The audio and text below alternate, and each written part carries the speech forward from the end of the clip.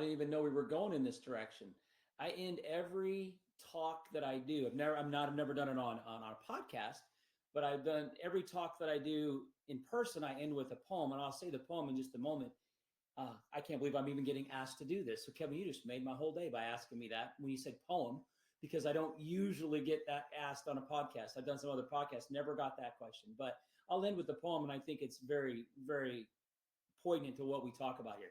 But as a new investor, you're going to have a lot of people that are in the business. And when I say that, I'm not knocking realtors or mortgage brokers or real estate lawyers or anybody like that are going to tell you the way you want to do things in a creative way is wrong.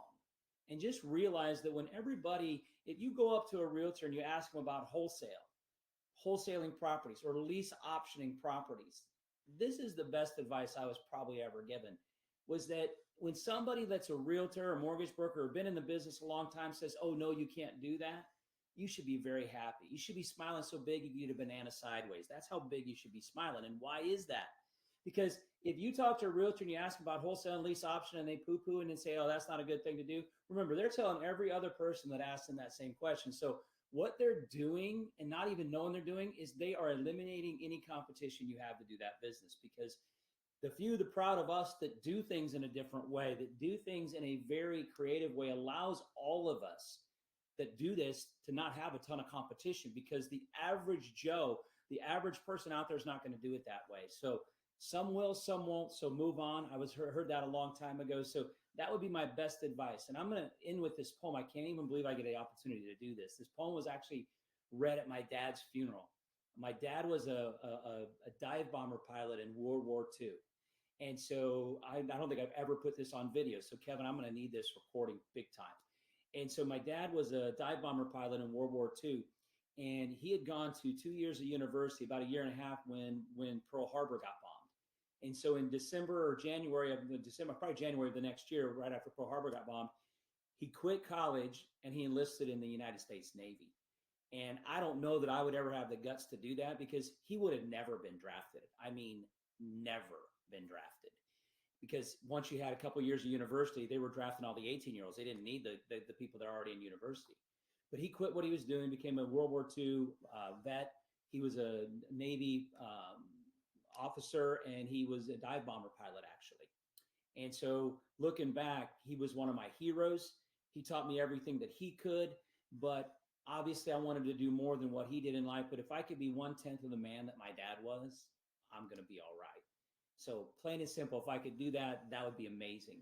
And so I actually, when I say this poem, my dad passed away in 2005. I also say this in honor of my mom, because she passed away in 2013.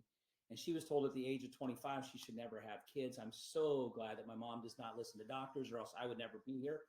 And so I'm the youngest of 6. My mom, amazing parent. So if I can be 1/10 of the man that my dad was, 1/10 of the parent that my mom was, I'm going to be all right. So the poem I'm going to share with you is called The Builder. I've changed it up just a little bit. You can go online and find it, but it goes like this. I saw a group of men tearing a building down, a group of men in my hometown. With a heave and a hoe, they swung the beam, and the sidewall fell. I asked the foreman, are these men skilled, the type you'd hire if you want to build? He laughed and said, why, no, indeed, common labor is all I need, for I can tear down in a day or two what it took a builder 10 years to do. I thought to myself as I walked away, which of these roles am I going to play? Am I going to be the type that walks constantly around tearing other people down? Or am I going to be the type to build with care so that my friends, family, and neighbors are glad that I was there? Thank you.